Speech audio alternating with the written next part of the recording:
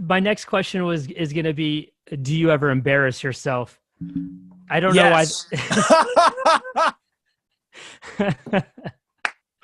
I think this podcast is the perfect reflection that I embarrass myself on a daily basis. It's brilliant. Hey, welcome to the Gifted Conversations, where I'm talking to people who are sharing their gift with those around them and the world at large. My guest today is John Stessel. He's a celebrity magician, content creator, and in many ways, he's been a teacher to me. We talk about tough crowds doing magic in his fraternity basement, the balancing act of being both artist and business, happiness, embarrassment, and a bunch of other things. If you want to learn a magic trick, keep listening. John Stessel, been so long, man. Good to see you. Dude, it's so good to see you, Art. I miss you, man. It's been a long time now. Yeah, like you're saying, over a year. Yeah, I think we're coming up on over a year since I stopped working with you. So it's been ages, but dude, it's so good to see you, and I can tell you look like you're doing well. Hey, so good to see you right back at you. And again, that hair, you look great, man. You look Oh healthy. my You look God. good. I mean, I know this is mainly audio, but everybody, so I have really curly hair, and like my fiance is gonna be giving me a haircut today, so I have no product in it right now. So just for people to have an idea of what I look like if you're listening to this, just imagine like a poodle licked an electric socket. Like that's what my hair looks like right now. I dig the vibe, man. Well, dude, thank you again. It's good to see you. So just to kind of start things off and give people some context. So you're a magician and content creator, or what's the title that you kind of give yourself these days?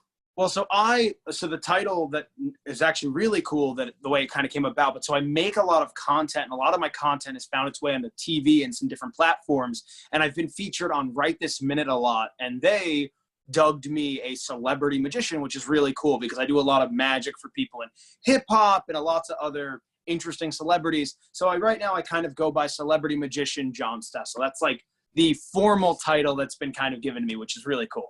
Nice. Yeah, that's not a bad title to have. And yeah, I'll take it. I mean, I could care less. I prefer going by dork because like that's really what I am. But yeah, I usually go by some sort of title like that as well. Let's say you tell people that you're a magician or a celebrity magician, what's people's first kind of reaction to that? Their eyes roll. The eye roll, nice. No. So besides the people whose eyes roll, which is a small minority, I think people, it's just truly intrigue. It's like, what does that mean?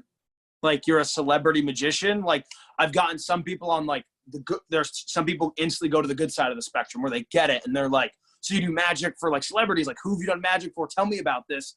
And then some people go to the other side where they're like, are you calling yourself a celebrity? And then I have to kind of like backtrack. It's like a very weird thing, but so it's mixed emotions. But I think the most common thing I get is, wait, so you're a magician? So like, come on, magic trick time, please show me a magic trick. Yeah, exactly. And then just because being a magician and magic in general kind of feels like niche-y and a bit esoteric, how does one get involved in magic? Well, so for me, it was honestly like, it's like the simple childhood story. I had my 8th birthday and my sister went to like this cool toy store and she found a magic kit. She gave me the magic kit, and fast forward 17, 18 years later, here I am still doing magic. So for me, it was a magic kit. But right now, I think a real place people are learning is things like Instagram, YouTube, TikTok. Like, I think every kid gets a point where they think magic might be cool. And so when you're young, you're like, I want to learn a magic trick. And maybe a friend shows you one. Maybe you see one on TV. Maybe you see one online. And then there's like this beautiful intrigue where you're like, I don't know how it worked. I think I might be able to do it if I learn it. And then you get to learn a secret. And learning a secret is so exciting for a kid because you feel like you have something that no one else knows about. And because of that, for me, I loved that. And that was kind of what hooked me. Yeah, that's great. I kind of wish I learned something from you magic wise, just to like maybe pull out at the bar, like at a party or something, just to be like, hey, I'm going to do a little something. Hey, there's still time. There is still time. There's time. I think I have nothing but time at the moment as well. So, but time. So like you were saying with like TV shows and social media and stuff, how do you feel about the perception of magic nowadays? So I think the perception of magic is right now in a really interesting place. I believe the perception of magic is actually changing, and I think it's changing for the better. And it's because of the people on the forefronts of the medium of magic.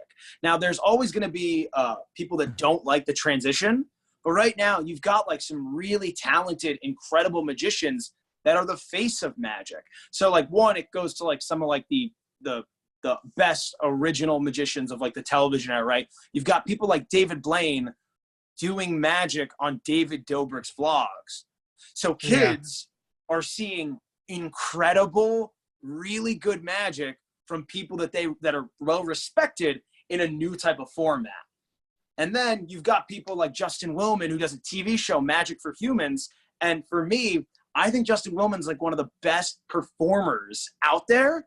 So I think like these types of platforms are really giving magic good exposure. And then you got people like Penn and Teller who are like, hey, we're going to do a show where we bring the world's best magicians on television to try to fool us. So I think right now more than ever, the world is being exposed to good magic as an art form. So I think it's in a good place, at least me looking at it. Nice. That's awesome. And I didn't know that I didn't know about some of that stuff. I know the name, that David Dobrik kid. I know he's got like a big following and doing some cool stuff, but yeah, to put eyes on magic in that sense, that's great, man. Yeah. And I just think that magic historically has been like not cool. Like I didn't want to say that, but there's like this element. Yeah. No. So like magic, my whole life wasn't cool. And like, there's still a lot of people that when you say you're a magician, they like look down at you like, really? like you're really a magician? Like, ew. And I'm glad that like, I'm starting to see that kind of change. And I've always kind of presented myself like, I want to be that change in magic. Like there was a big part of magic that like, there's like all these, let's call it fundamentalists, right? Who like think that there's like a very fundamental structure to magic. And for me, I've always been like, no, like I don't want to be this like stereotypical magician that has like a cape and a suit. Like, no, I want to be like a dude you want to go to the bar with. And I just so happen to be a magician. Totally. And you know, I've been at the bar with you and you guys have done some tricks here and there, and it's like the most entertaining thing ever. Yeah. And that's both like sober and a couple of drinks in, you're just like completely mesmerized. Yeah, and I mean, for me, it's like, it's always been about just like making magic relatable and like making it less formal. Magic back in the old days had a very formal feel to it. You either feel A, you're a birthday party magician, so scratch you because I'm not even going to touch that. or B, it was like this dude in a tux with tails and he would come and grab a bunny and then he would make an ugly wand appear. And it just like, it felt so rigid that like now you can be like this cool, not that I have a face tattoo, but you can be like a cool guy that's covered in tattoos and be a magician. And like, I feel like that's like a really new thing that I love. No, that's great. And I think we're going to dig a little bit deeper into that. So just like on a personal question, I know you were telling me stories how you used to do like magic tricks in like the frat basement you went to school at. So yeah. Thanks, Art. You really prepped for this.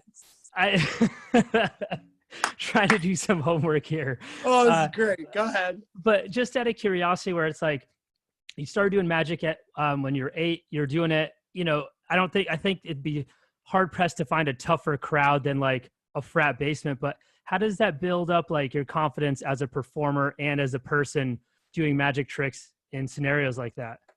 Well, I mean, I'm actually, jokes aside, I'm really glad you brought up the fact that I did magic in a fraternity. The reason why was because I never in a million years would have thought that that would have shaped my magic style or my style as a performer. But like when you're doing magic for people that are drunk and having fun and trying to be loud, there is not one thing that they won't do when you're performing. So like when I was performing for my brothers who were my like good friends at the time, they would take the deck of cards, throw it around, they'd shuffle it, they'd spill beer on it. Anything you would imagine would be off limits for a safe performer was on limits for these guys, right? Yeah, exactly. The normal probably. Yeah, just like anything that you would imagine being off limits. 1, they're my close friends. 2, they're at a party. They would do anything. And what it really did was it made me, 1, think outside the box. And two, it really put me in a spot to be ready under fire. When you have your friends messing with you, you don't want to fail. You don't want to be like, all right, you threw my deck of cards on the ground. Now I can't find your card. So it really made me get like creative with like those, let's call it bulletproof tricks. Where like when I'm going up to a tough crowd, I know exactly what I should do. It's like, okay, this guy's going to give me a hard time. I know exactly how to move through this because of Steve when I was a kid.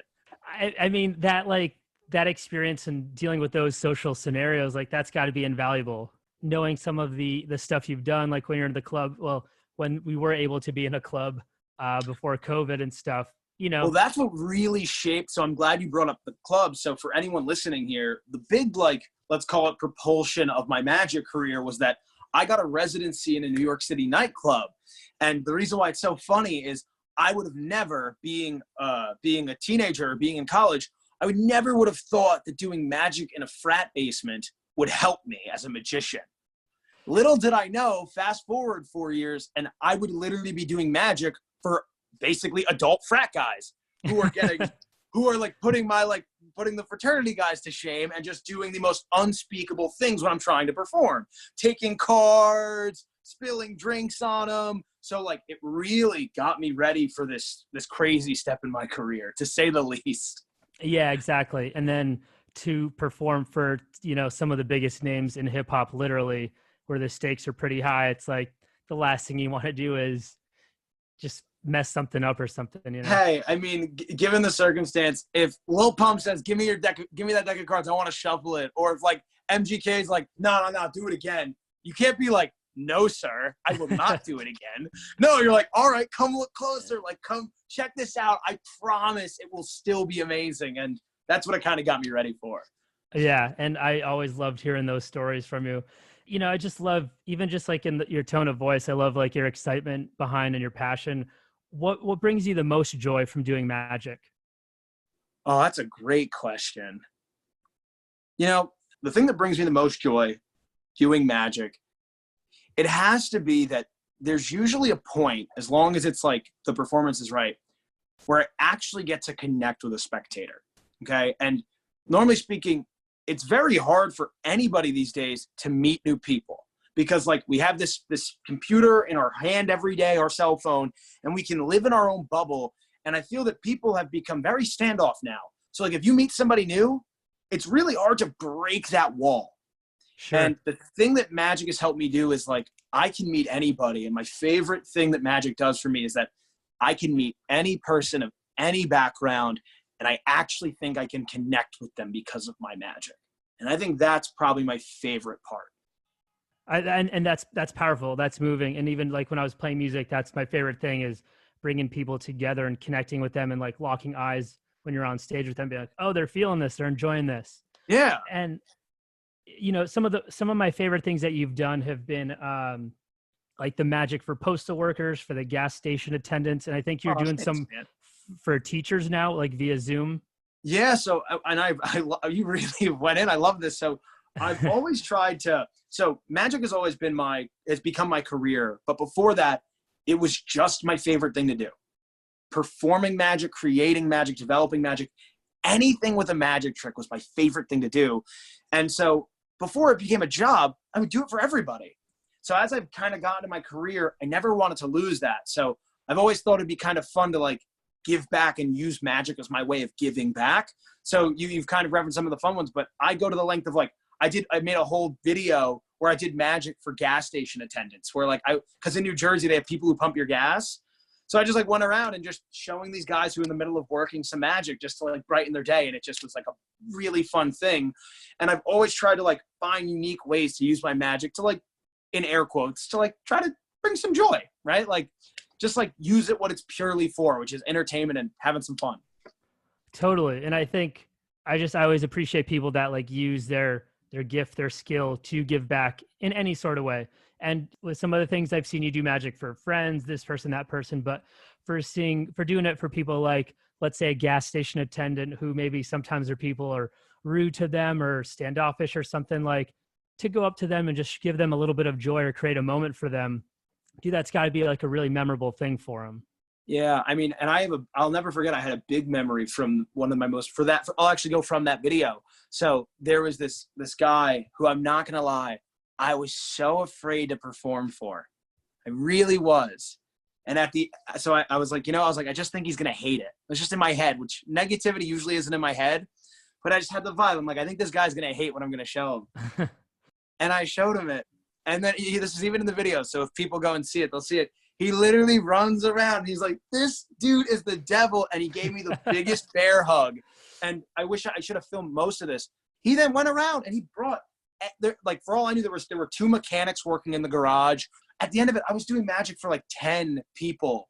It just really showed that, like, even when I was like, I don't know if this guy's going to be into it, it made him so happy that, like, at the end, he gave me this big bear hug. And, like, I'll never forget that, because, like, I was up front. I was like, I don't know if he's going to dig it. I don't know why. And I told my cameraman this. I'm like, I just think he's not going to be about it. So if we got to leave this one early, it's no big deal. And he loved it so much. And I'll never forget it. It was cool. Yeah, no, the power I don't even know if I answered your question, but I think you did. Yeah, the power of magic. And I mean, I might be the dork on this because I was doing some homework, but you also had, and this is a bit of a braggy moment for you, but you had the #1 YouTube trending video for your Magic for Animal Shelter. Oh yeah, that was a really special moment for sure. Yeah, so I just like the idea of you giving back and talking about how magic can create moments and create change. But what was the result of that video? That video was insane. I mean, I'm going to just call it exactly what it was. So I was working with a good friend of mine. So if my buddy Rob Bliss listens to this, he directed that video. So shout out to Rob. You're amazing. I love you. My buddy Rob and I were talking, and we ended up working on a few projects. And at one point throughout that process, we're like, the best thing we could do with magic would be, like, if we tried, and this was all true, like, it's exactly how it sounds. We're like, imagine, we were like thinking in thought, like, imagine if we could do magic for dogs in a shelter.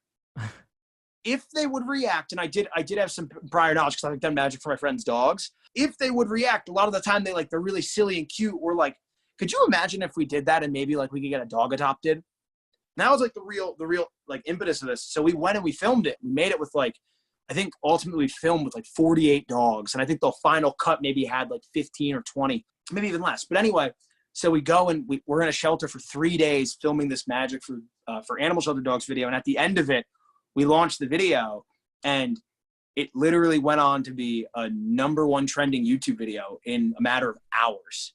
And it was crazy. There was so much love. And then we get a call from the animal shelter that's like, our phones have been off the hook, and every dog in that video got adopted. I think that was probably like the first time in my life that I was like, magic can just be more than entertainment. Like, magic has a real reach. It can really, like, there's a world where magic can help. And, like, that kind of, like, really kind of shaped my thinking on, like, what I wanted to try to do with the rest of my career. So anyway, yeah, it was a really beautiful moment. I made it with my buddy Rob, and we actually put it out with TBS, the TV network, and it did better than we ever could have expected, which was really cool. Yeah, I mean, I had like a random friend on Facebook who posted the link that I haven't seen in years. It's like, oh, there's Stessel doing the trick. That's amazing. And it's also like I'm just sometimes a cynical person for whatever reason. So seeing the reach of that and what you're able to accomplish with that, it's like, oh, this has agency. Something can happen from this. So it was really cool to see that. Dude, thank you so much. Of course, yeah. And, similar to what I was I've told you many times, but I've just always admired your hustle and, doing things from, like, constantly creating content to the Red Rabbit Club. Are you still doing, like, the bicycle influencer thing? So actually, I was the first official influencer of bicycle playing cards, and we did a whole series of live shows on their Instagram Live for about a year. And then we took, like, for lack of better terms, a hiatus, and we actually just recently reestablished a collaboration. And right now we have a show called Card Class that launches every Monday on their IGTV, where I teach people the basics of magic, cardistry, and more. It's a really amazing series. So if you want to learn a magic trick, right now there's a tutorial, and you can literally learn how to make playing cards disappear, just like I'm doing right here. You can learn that right now. I didn't mean to shamelessly self-promote, but, like, you can learn that right now. No, well, that's great. And I love the idea of, like, leveraging some of these platforms to teach. But where does that idea of, like, hustle and hard work come from? Oh God. It's been ingrained in me since I was a child. No, I think that truly my hustle comes from like a combination of things. My dad really specifically is like the most hardworking person I know, whether for better or worse. Like my dad is like really old school, like work hard, not smart. Not like my dad just like hard work is the way to do anything. That's my dad. And like, so as a kid, that was really embedded in me. And I got like working papers when I was 14, and I was working even before that when I was a kid. And so to bring it full steam, I was playing hockey a lot as a kid. So I played on like some travel teams and I won some championships. And like being on a team where you like learn, like if you work hard enough, you can win things, and then you actually win something, it really, really makes you like get an appreciation for work. And then to bring the whole thing forward into the content world, I just looked at it as a game. The way you win the game is you get the most views, most likes, most comments, most engagement. So I just started playing the game. And I was like, okay, well, that video got 1,500 views. I got to beat myself. And then I just kept one-upping myself, and the follower count was rising. And it's a combination of like working hard my whole life and like kind of using this like sports mentality where it's like, if I'm going to beat the game, I got to beat that last post, that last metric. That's kind of where it came from, I think. Yeah. Nice. That's awesome. I'm learning about you as well. So this is great. What do you think the hardest part about what you do is? Oh gosh, there's a lot. So one, there's a big split in what I do, right? So I am a magician on like one side of this where I create magic, perform for people, perform on stages. And then there's the content creator / business side of this. There's two sides. There's the art and there's the business. And I think the hardest part that everyone misses is the business. For me, as terrified as I get, as nervous as I get for like these TV spots or any magic I'm doing for a celebrity, you'd think that like that nervous thing, like that's gonna be the hardest part. And it's like, no, the hardest part was convincing some dude that I'm allowed to be in the same table as like Travis Scott. Like that was the hardest part. So all that business stuff, and a lot of this stuff is fully uncharted. Like there's no book on how to go perform magic for celebrities. There's no book on that. You figure it out. And like that to me is the side that's been like really undershot in my career, where it's like I've made a lot of like really risky and scary strategic business moves that like people have avidly called me crazy for. And then they cheer the reward as they see it on social media. So to answer the question, the hardest thing I think about my career has been to make calculated, risky business decisions and then seek the reward of them. So the business side. I mean, that's great. One of my next questions was actually going to be about walking that tightrope of artistry and business and how you kind of deal with like, you know, being an artist on one hand and then on the other hand, handling the business and self-promoting without overdoing it or being like a nuisance or something like that. So yeah, and I would say half the time I am a nuisance. No, but like, because it's a really difficult thing, because the artist in me is like on this quest for never finding perfection. And then like the business side is like, dude, just finish it and work on the next thing. So it's like a constant battle, right? And then the biggest thing is like the artist just wants to do things beautifully and like well, but like the business side's like, no, you need to make a living. Yep. So it's like, it's tough. It's like, and then you get to like the wacky sides where it's like, I don't want to film a video with those cards. They're ugly. Not any of Bicycle's cards, but I'm saying like, not. No, but literally like I've gotten like random decks that are like gross. And like, I hate them from like, cause there's a lot of like, let's call it, once again, this is not Bicycle, love you Bicycle, but there's a lot of like custom playing card companies that are making cards, and they'll send you a deck. They'll be like, we'll pay you to post a video. And like, you get it. And the artist is like, I don't want to post this. I don't support this. I don't really like this. Somebody might, but I don't. And then the business side comes in and it's like, no, you kind of got to you got to set aside your ego a little bit here and do it. So it's a weird push and pull type of thing. It really is. Exactly. And I often find myself battling both sides of it, the artistry and the business side, in the exact same ways that you're talking about, and brands to support and whatnot. And you touched on this a little bit, but how important is social media to you? And maybe like, what are some of the opportunities you've been able to leverage from that? There is no question. Social media is without a doubt the most important part of my entire career, minus the magic. Obviously, I'm a magician. Take that out. My entire career is based on the internet. If it was not for the internet, everything that you've seen would never have happened. So I'll kind of just walk you through a little bit of how I ended up doing magic for celebrities without giving away all the secret sauce. But I got my Instagram page by doing some ridiculous things that I am not proud of, like just like collabing with people that like I wasn't a fan of, wasn't nice to me, things like that, or working with brands that we aligned on a vision space.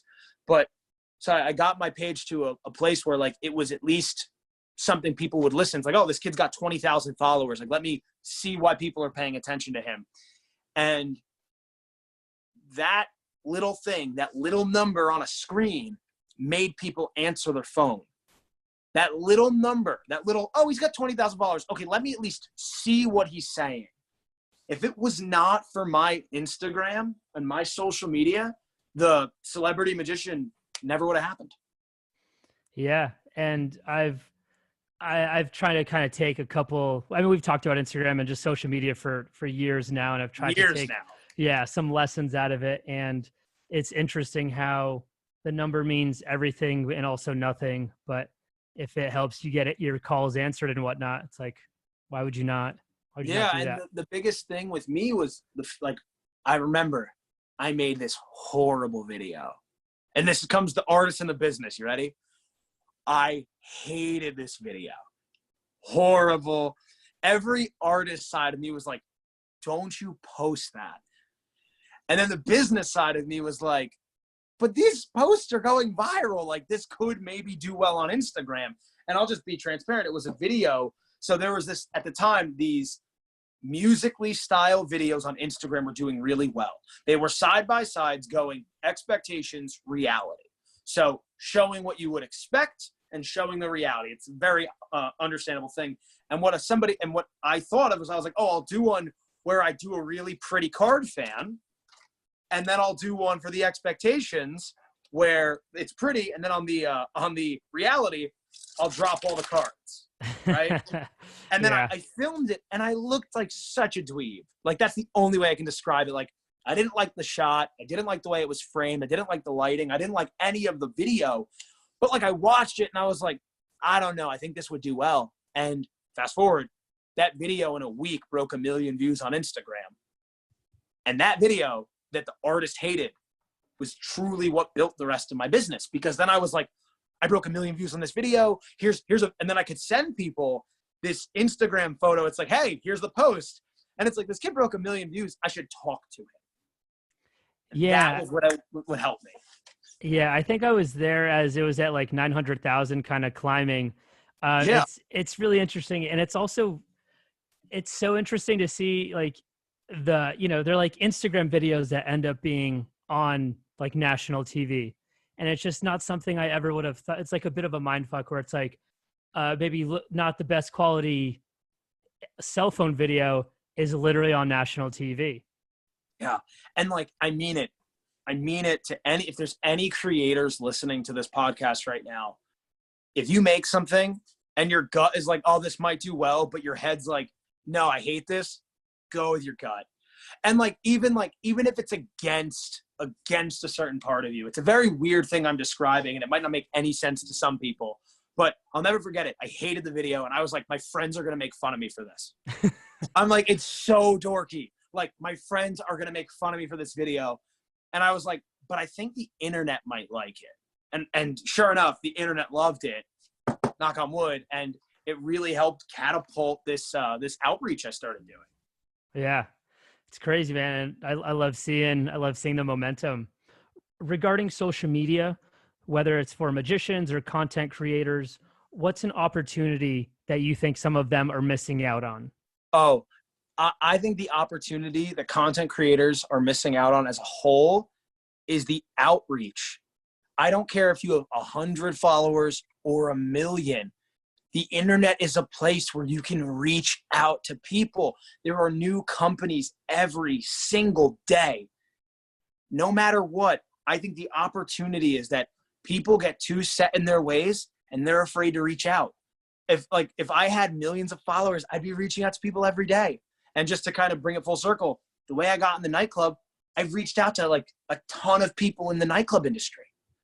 So like, I think the thing that people are missing is they're like, oh, when I get 10K or when I get 1,000 or no, just like, if you got ideas and you've got something to show for it, the opportunity that's being missed is reaching out to people, because it might take five messages. It might take 5,000, but if you have an idea, the opportunity that's being missed is that you can get it in front of people.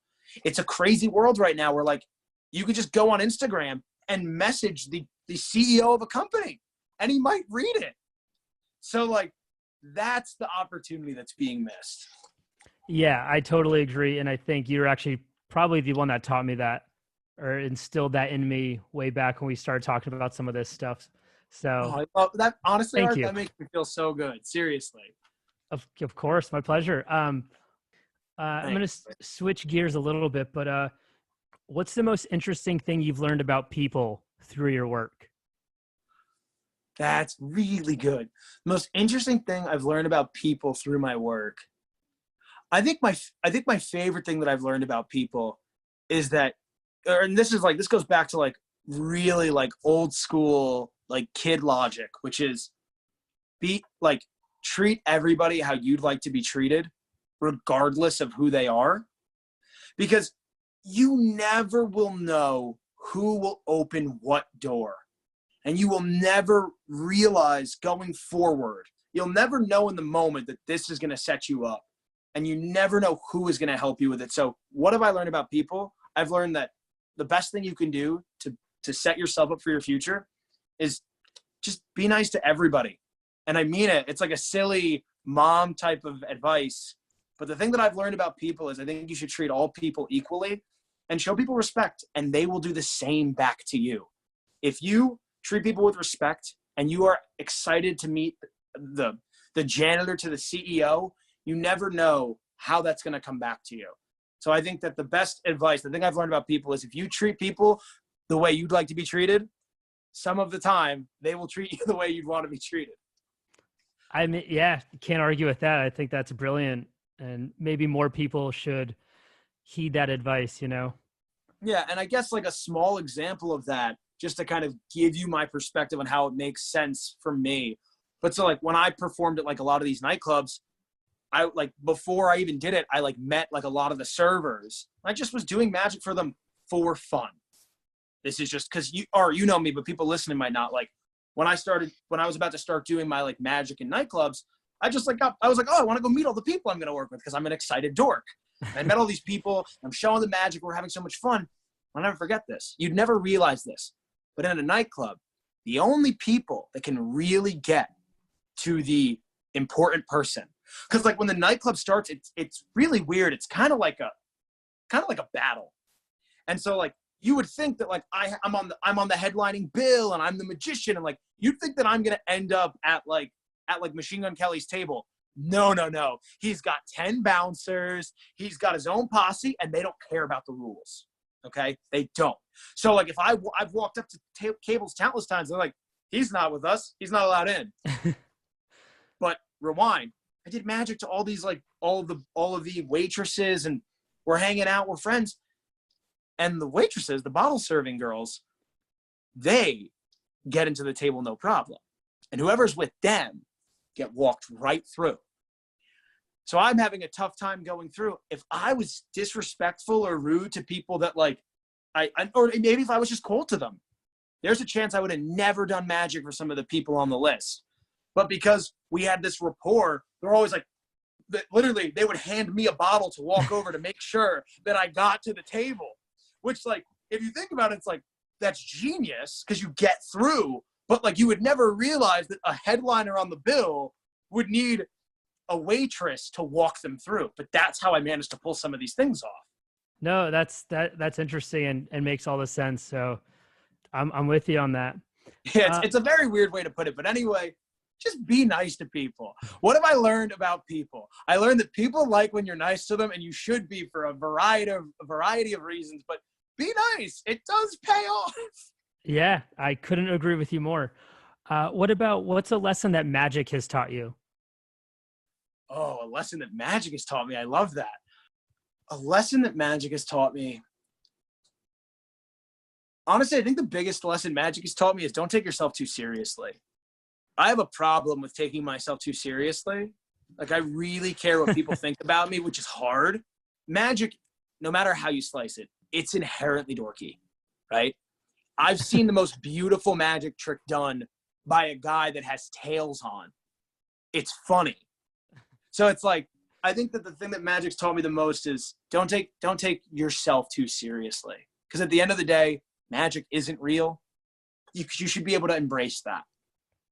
That makes sense. And I also try not to take myself too seriously. And for some reason, every time I do start taking myself seriously, some kind of goofball thing happens where it's like kind of keeps me in check, like tripping onto the train or something way worse than that. But there's always something that kind of keeps me in line.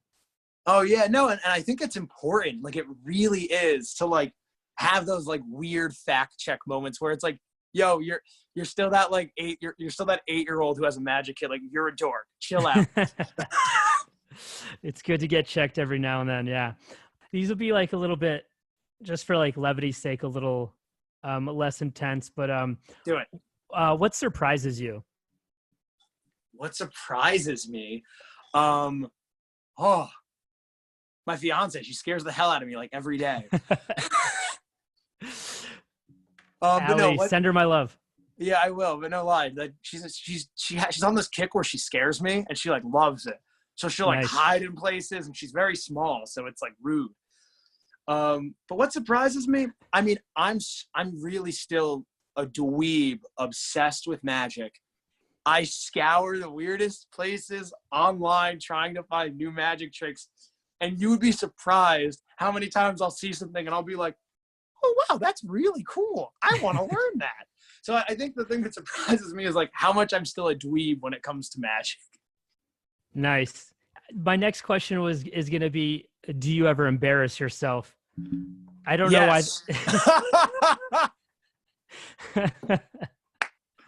I think this podcast is the perfect reflection that I embarrass myself on a daily basis. It's brilliant. That's the best. That might be like the takeaway quote from this is like, do you embarrass yourself? My goal is to embarrass myself on a daily basis. I hate that I do it, but I do it. Never a dull moment. Oh man. How do you recover from a trick if you mess something up? Okay, so my favorite part about magic, not my favorite, I have too many favorites. I use that expression too much, but one of my favorite things about magic is it is a story, whether it's presented as one or not, right? So in a magic trick, when the magician says, I'm going to show you something, that's the beginning. And the magic trick only ends when the magician goes, ta-da! So you don't mess up a trick. The story just gets really long and windy. But to answer your question, when you're going to mess up a trick, if I'm in the process of messing up a trick, the key is stay calm, breathe, and remember, your audience is reading or watching a story. They don't know the ending yet, so you haven't made a mistake. That's fascinating. Yeah, that's my favorite part. That's a really interesting way to look at it or think about it, just because, yeah, that's not what I would have thought, but that's awesome. Thanks. What did you think? I cry and run off stage. No, I thought it was gonna be something like you kind of smile and just feel like, oh well, here's the next trick. But here's the next one. I mean, that's if you like. I really think though, I have not gotten to a place where I'm like, oh, that was bad, in a very long time. There you go. That's good. Yeah, you might have like a really bad trick where like, oh, that like wasn't really cool, but like it wasn't the whoopsies. Next one. Yeah, exactly. What's a trait that you were forced to develop to become successful in your field? Thick skin. I am in the business of making things on the internet. People on the internet are mean. Oh my gosh. And like, I can handle it to an extent, but like, you put people behind a keyboard with a mask on and they will say the meanest, nastiest things that you have never heard. Yeah, I'm with you on that. I've been behind the wrath of some of it. So, and like I've tried, and I'm still working on it. Like I'm still developing like a thicker skin, but like when someone calls you names, it hurts. It doesn't matter if you're 8 or if you're like 25. Like someone calls you a loser, and I'm like, I want to find you and meet you and show you I'm not a loser. yeah, exactly. I remember recently, I mean, the band broke up, but somebody, and of course it was an anonymous account, but they're like, what was the exact quote? They said something like, "You guys are like New York pizza, wet and cheesy." And I was like, "Ooh, that's kind of creative, but god damn, there's like that was mean. That hurt. It hurt my feelings." Yeah. With like there being kind of secrets and stuff in Magic in the comments, let's say somebody tries to say Every something time. or reveals it. How do you react or what do you do with that? I've gotten myself to the point where I really actually believe that like I just don't care about the comments anymore. If they're positive, I want to interact, but if they're negative, just like, you know, like you have 2 courses of action. You delete it and that guy's going to post it a million more times, or you just let it go and pretend you didn't see it. So like when people try to expose my Magic or anything, I literally I try my hardest to just look straight ahead. I only see the positivity. I don't see any of the negative, because all they're trying to do is to get you to be like, you're wrong and an idiot. And like, once you throw that in, it's guns blazing. So yeah. I try my absolute hardest at all times now. You expose my Magic, you insult my poodle hair, the whole 9. I kind of just like, I just tune it out as best I can, and I just keep moving forward. There you go. Attaboy. Thanks, brother. I've been curious about this. Who has the best reaction to Magic in general? Is it kids? Is it adults? Drunk people in a club? Oh, this is interesting. Okay, so my favorite reaction that I've ever received is all the dogs that I did Magic for in the shelter. So it is animal. All of the puppies get my favorite reaction spot. And then on the people side, it really depends what your favorite style of reaction is, right? Like if you want people running around screaming, yeah, doing it in a bar when people have had a drink or two, that's a good setting for it. But like some of my favorite reactions are like I've gotten people mad at me because they're like, that was so good that like, I don't like you right now. And like, there's something compelling about that where it's like, I did something that made somebody, I'm all about the feeling, like the fact that I made somebody mad because they were so perplexed, like that was a win in a very weird way. But to answer the question, dogs in the shelter, take the cake, best reaction.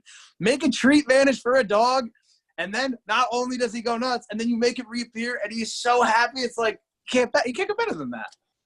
Yeah, I mean, seeing those reactions, yeah, you're not wrong. Yeah, and the best part is he can't be like, I saw your fake thumb. He can just bark at you.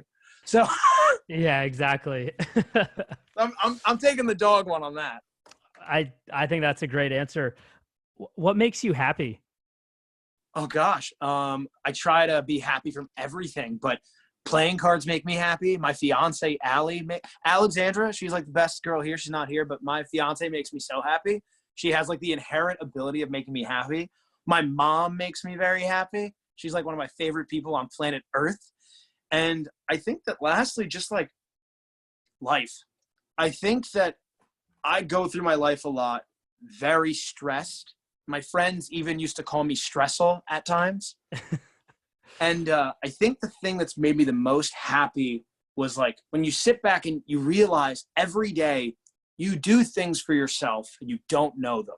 Like, for example, one thing that makes me really happy, which some people relate to, some won't, but like I love scrolling through Reddit. Love scrolling through Reddit. And I do it for like an hour a day. It's so bad to say, but like if I compiled it all, it's probably like an hour of me just going through. And also my buddy Dan introduced me to Reddit. Shout out to Dan, love Reddit. So I was scrolling through Reddit. And like, I think that we all do these things to make ourselves happy, but we don't acknowledge that we do them. So once I realized to acknowledge things that make me happy, like everything's gotten so much better. So like Playing cards make me happy. Reddit makes me happy. My fiance, Allie, my mama bear. Those are the things. There you go. A cocktail with art would really make me happy. Having a split or two before work. Oh, just kidding. That never happened. That ever. never. Well, actually, it could happen for me now. I'm like not. I'm not with That's you no true. more. So. What's 1 or 2 Moscow Mules before a 12-hour shift? Yeah, exactly. Correct me if I'm wrong. Did you drop out of college? No. So you're not. So I took a semester off while I was working with you, but I went back and finished my degree. Oh, you did? Okay, nice. Amazing. I mean, still this question is kind of relevant, but you were like 19 or 20 when you did that? I think I was 20. Either 20 or 21, but I was my junior year, but I'm young. I think I was 20 years old. So just, to take a semester off, that to me at least, or at least maybe in the traditional sense, that seems like kind of a ballsy move, as like a young man trying to pursue their passion. But you did work at the Nomad show, which went really well. And, as we've been talking about, you've been able to create this amazing thing so far. Thanks. So of course, that face you made. Thanks, COVID. Yeah, exactly. So when you kind of look back on that so far, on the journey so far, how do you feel? Are you happy? You proud? Accomplished? I'm hungry. I want more. But I would say, looking back, so once again, I just keep giving shout outs in the middle of this. My one really good friend, Sean O, if you're listening to this, which I know he's not going to, but if Sean were to listen to this, this is Sean's analogy. It might be someone else's, but he told me this. First person I heard this from. So Sean and I decided to do this content creator week in New York. And we just rented an Airbnb together and we made nothing but content for a week. And we're on the rooftop of our Airbnb looking over all of Manhattan. It's in Brooklyn. We're having a drink. We're making content. And he looked over at me and he said, and he was making content for a playing card company and he was getting paid. And he just said to me, he's like, yo, I just got a check for that video we just made. I'm like, amazing. And he's like, yo, like 8-year-old me would be so proud of me right now. And to answer your question, looking back on my career so far, I think if like 8-year-old John, or more specifically like 11-year-old John, when I really got into it, if 11-year-old John met me, I think he would really like me. And like, that makes me really proud. I think like I made my like younger self very proud. So I think that's like my answer. I think that's like the best answer too. You want to make sure that little boy inside you is like, hey, you turned out to be a good dude. Yeah. And you're still very young. So there's, a long way to go. Well, I know we've all kind of got screwed over with the whole COVID thing. I mean, again, we talked about the gratitude of at least we're all healthy and families are healthy, but, you do a lot of performing for people live. Have you been able to adapt that to the online world at all? So I've done my best to do some transitioning. I've done some Zoom shows and some happy hours. It is very challenging for me because I really believe I am my best when I'm with somebody. Like, yeah. I'm like a very strange person, and I know you know this because like we've met, but for anybody that's listening, most of my friends are just like, yeah, John's like a puppy dog. Like you just meet him and it's just like his tail's wagging at you and like it makes no sense because he's not a dog. I lose that a little through the screen, but I think the biggest thing that I tried to do, at least to adopt in some way, was in the peak of all this, I felt like really helpless. Like I wanted to help and I didn't know how. And like, I also don't really have a good skill set since my help is entertainment, right? Given the course of the world, how could a magician help anybody while this crazy pandemic is going on? So the thing that I did, which I thought was a cool transition, and at least it made me feel good, and hearing some of the response I got from it made it really worth it. But I like set out on this mission. I was like, I'm just going to try to do as magic for as many people as I can on Skype, just to like, or on FaceTime, just to try to cheer some people up. And I ended up doing magic for an NYU hospital, all of the nurses. I did magic for a bunch of COVID wards, first responders, police officers. I did magic for all these people that were directly on the front lines, EMTs. And at the end of it, I literally got so many people who were like, I think I probably did over 100 performances, like So I made a video called Magic for the COVID Front Line, and it was all on FaceTime. And I probably, in the making of that, film for like 50 groups of people. And then after it, I probably filmed for like 50 more, where people were like, my wife's a nurse. She's just so stressed. She's doing so much. Like, is there any way you do like a 5-minute magic show for her? And I figured out that like, if I could just take somebody's brain off the situation for a minute or 3 minutes or 5 minutes and give them one little bit of joy, like that was my way of giving back. So to answer the question, the real pivot I did was I just wanted to bring as much joy as I possibly could through the form that we're on right now, which is through a phone interaction. So that was kind of my favorite pivot that I did. Yeah, I mean, I think that's kind of like the best thing as well. For a while there, especially people in hospitals, that was dangerous. I mean, it still is dangerous. So dangerous. These people are like, scared. Scary. And it would weigh on you, and it weighed on me, and I wasn't even in it. So like, I can't imagine seeing it every day. And like, for me, that was my biggest thing. I was like, how can I just like help get, like, my skill is making people happy. I really feel that's my skill. And I was like, how could I just make these people happy who deserve it for like 5 minutes? And I mean it, like I just did like over 100 shows, just like we're doing right here. And I did like 100 shows, and all of them were just free. I just did them just to do them. And it was really rewarding. And I feel like I at least like, for just in a small way, did my part to kind of help out. Yeah, I was just going to say that exact same thing. You did your little part. That's good for you, man. That's awesome. I don't think I knew that, but thanks. That's I can send you the video. It's cute. It was, and purely circumstantial.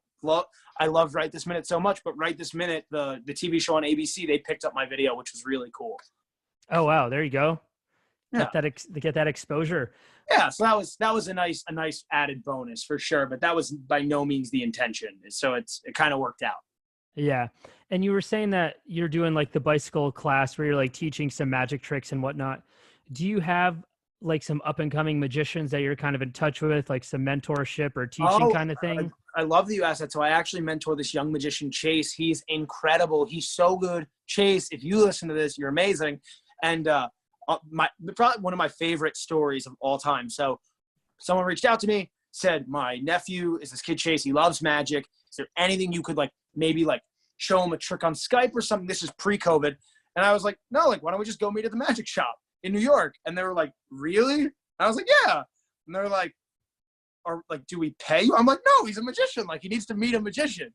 And they were like, okay. So then I met him, and I brought him like a case of cards, and like we had so much fun.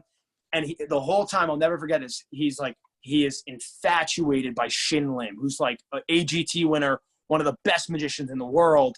And Shin Lim is a celebrity. Like, he just won AGT. He's incredible. And I mean it. This boy Chase just talked about him nonstop. He was doing all the magic Shin does, everything. And then I go like maybe like a week or two later, I taught him this one trick. And then a week or two later, he sends me a video of him doing the trick, and he did it so well. And I don't mean like good. I meant like incredible. Like, it blew me away. So of course I have like a connection to Shin Lim. And I was like, hey, I sent him the video, and I was like, this kid, you're his idol. If you could just give him even just a word of encouragement, you will make this kid's life. That's what I seeked out. And Shin Lim like responded in the coolest way. He like freaked out. He's like, yo, like, can I post this? This is amazing.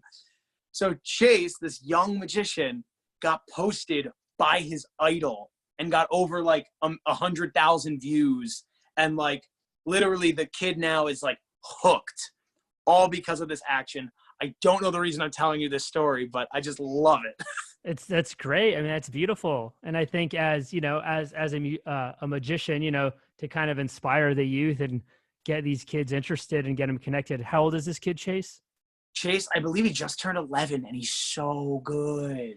Oh, yeah, that's young. Well, good for you, man. I think mentorship or just teaching in general is so important. So I think. Yeah, I mean, I think it's kind of like the duty. Like, you learn the art when you were young. You gotta help the young.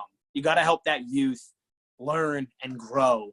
And like, that's what helps the art forms grow. Yeah, exactly. I mean, like you said, it's almost like mastery of the trick that you showed him. So maybe he can take that knowledge and create his own thing down the road. Yeah. So. And even just being able to take something and working on it and get it good enough to show somebody else, like, you deserve some praise for that, because not many people can do that. Yeah, exactly. And then, just to kind of close things out, I know it's kind of tough right now with the current state of the world, but in the next, 6 months or a year, I'll say this, either in the next 6 months or a year, what are you kind of looking forward to, or what do you want to have? And if that's too difficult to kind of gauge, what's the dream look like? Or you can answer both. In the next 6 months to a year, stay tuned. I mean, we have card class continues. We've got a bunch of more episodes. So every week, every Monday on Official Bicycle Cards, you can see a new episode of me teaching magic or cardistry. And I'm looking forward to that. It's a self-produced project. So I'm doing everything from filming, editing, the whole nine. And I'm really proud of the series. And then to answer your question, Art, what does the dream look like in the next 6 months to a year? What's the thing I wish would happen? I just want to get on a stage again. I don't want anything bigger. I don't want anything smaller. Last year, I had the opportunity to perform for 40,000 people, and it got taken away because of a heat wave. Oh, shit. I forgot about that. Yeah. And this year, the same opportunity might be taken away because of COVID-19. And all I want to be able to do is get on a stage in front of real people, whether socially distanced or not, and just show them why I love magic. That's it. Is that so much to ask? But that's it. I just want to be able to get on a stage again in front of people and just show them what my true love is, which is performing for people. I mean, that's brilliant. And I'm crossing my fingers for you that this year it becomes a little more lenient and we can, and that happens. Fingers crossed. And then the last goal is total world domination, obviously. Of course. Yeah. Well, Stessel, dude, it's firstly, it's just so nice to see you and catch up with you and hear that you're doing well. And I just appreciate your time. So thank you so much. Oh, man. Come on, brother. Anything for you are. I'm so glad to be here. And if anyone listens to this, I hope you guys enjoy it. I'm excited to see where the series goes. And I'm just so glad to be a part of it. So thank you. Much appreciated, man. I'll talk to you soon. Talk soon. Thank you so much for listening to this episode of The Gifted Conversations. If you like what you heard, please subscribe, tell a friend, or leave a review. Or if you hated it, feel free to tell me to fuck off or leave a negative comment. Anything is welcome. Appreciate the support, and I'm sending you positive thoughts and energy.